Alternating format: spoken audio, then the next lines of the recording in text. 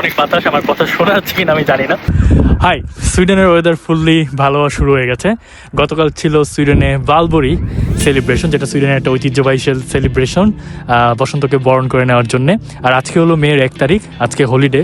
তো আজকে যেহেতু ওয়েদারটা ভালো, তাই আমরা ভাবলাম যে আজকে আমরা এখানে আউটডোরে বারবিকিউ করি। এখানে আপনারা দেখতে পাচ্ছেন যে আমরা একটা টেবিল সেট আপ করেছি বারবিকিউ এর খাবার দাবারগুলো করার জন্য।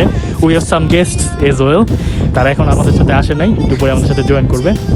এখানে আমরা একটা সামার পার্টি কেক বানাইছি, সালাদ আছে, আর হলো যে আম ভর্তা, আর ওই পাশে হলো বারবিকিউ কর্নার।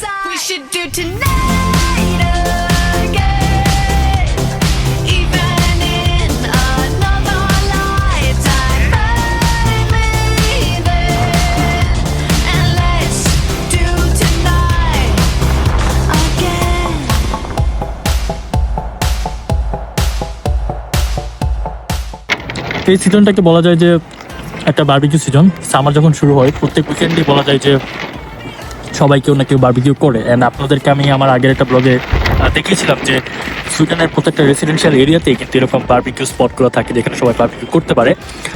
এই সিজনটাতে এই স্পটগুলো খালি পাওয়া খুবই কঠিন। আজকে এখানে কমপক্ষে হলো সকাল থেকে 4টা ফ্যামিলি বারবিকিউ করছে, অ্যান্ড আমরা যে বারবিকিউ করতেছি 8টা ফ্যামিলির সাথে শেয়ারে। অনেক বাতাস, আমার কথা শোনা যাচ্ছে কিনা আমি জানি না, বাতাসে আমার ফোনটাই পড়ে দিয়েছিল।